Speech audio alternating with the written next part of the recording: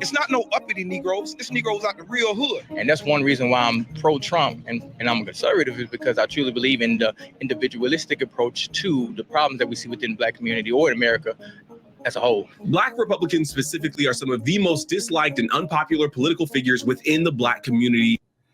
So I think we spoke about this a little bit before, but that individualistic take, right? That, I am Black as a person, but that doesn't mean that I need to, I think the solutions, as that group. Right. I need to really care about even care that I belong to this group, because I spoke to one of my conservative friends, and he was like, why don't white people have a voting block? He's basically like, you got, groups that are supporting, minorities or maybe Blacks in particular or Hispanics in particular, and they'll like have their candidates to pursue their agenda. But he was like, who's pursuing the white agenda? And this is a conservative, so he's kind of pro-white, and he's on the alt-right, right? So this guy is a little different. But he's like, he wants a pro-white organization movement, which a lot of Black people kind of implicitly just join by default. They're like, yeah, if I'm Black, we need to be pro-Black and have a pro-Black agenda that we try to get done in Congress. And that's what he said, you can't have a pro-white agenda because then you sound racist and all that. So he was complaining that he wants to be able to be pro-white, but he can't be pro-white because of how it looks, but it's fine to be pro-Black, basically. That's fair. That's fair. I would say the only, it reminds me of I believe it was like a Mike Wallace, Morgan Freeman interview where he asked Morgan Freeman about Black History Month, and Morgan Freeman was like, I don't want a Black History Month. And he asked him, he's like, well, do you want a Jewish History Month or a White History Month? And now, again, the reporter's answer was no. Again, the person that you were talking to sounds like their answer may have been yes, that they would actually want one. But Morgan Freeman was saying in the context of not wanting a Black History Month, where he was like, I think the best way to get rid of racism is just to stop talking about it. And I understand that take. And to be fair, if there's a Black History Month, just like to be fair, if there's like a Latin History Month, I haven't seen it, but if we're representing different cultures, then I wouldn't be against it. I think that's fair. I think it's fair to have that representation if Black people are doing it and other races are doing it. I would only say the reason why that it's being done in the American context is because disproportionately Black people were disadvantaged and their history was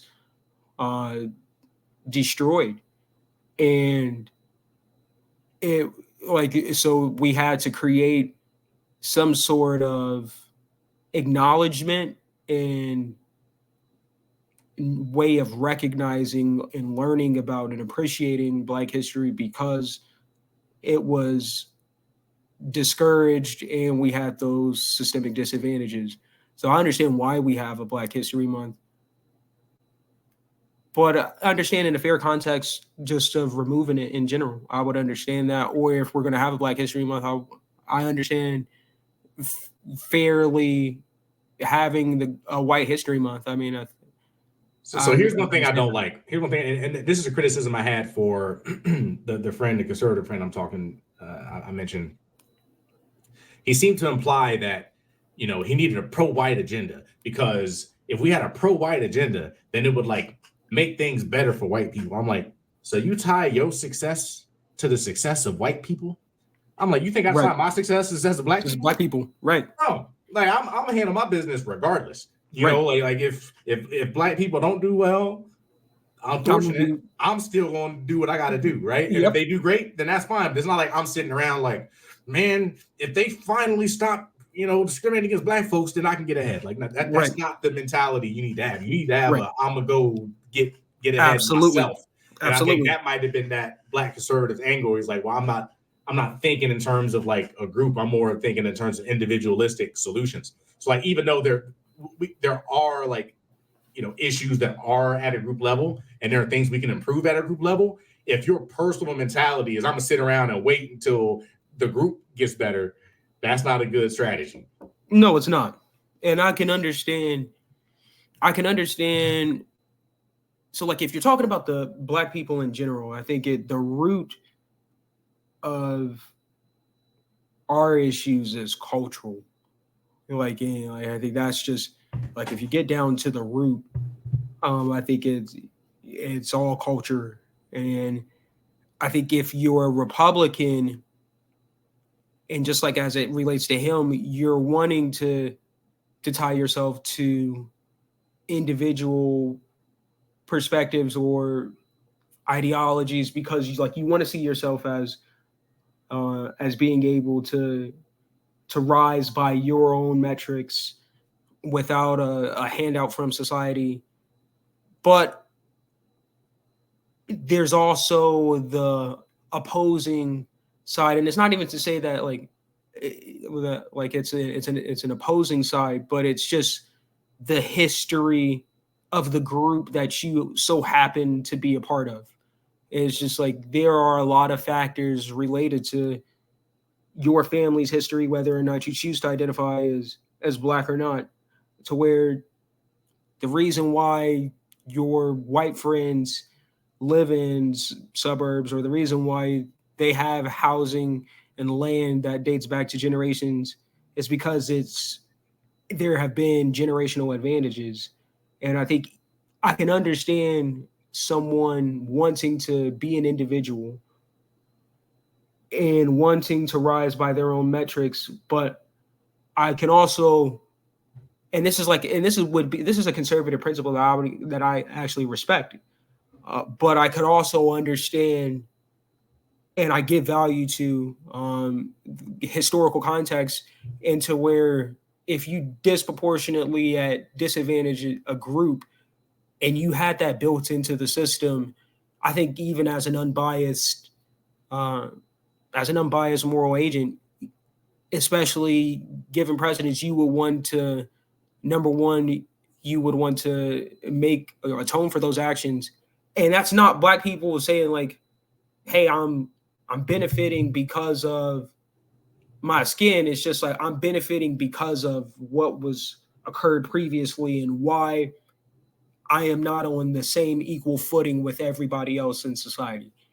And I think where it's just like, I can understand that individual perspective. I just want to say it's not everybody else, because there's a lot of poor white folks too. There is, poor for different reasons. Right. I was just about to say it's there, and that's where it's just like a lot of people, and this is where I don't even agree with this perspective amongst Black people, but like they say, I don't give to white homeless men. I'm like, that's kind of messed up. And they're just like, because white broke and Black broke is different.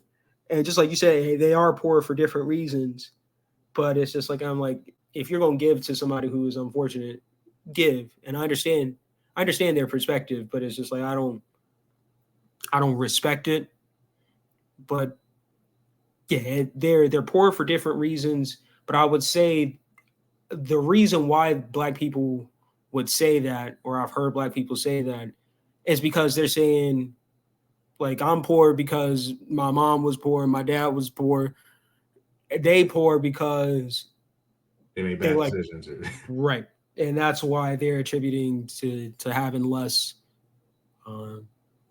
guilt for not giving to them in that context. But I respect conservative positions like this. Like, in terms of being an individual, I respect that, but I still think that there are certain advantages from a group perspective that we have to atone for, because America was racial before we start being colorblind.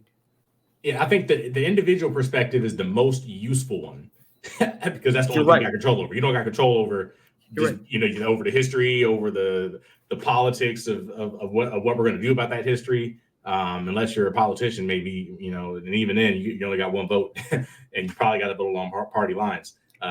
So it's the most useful one, but it does dismiss a very relevant and true and large amount of history and circumstance.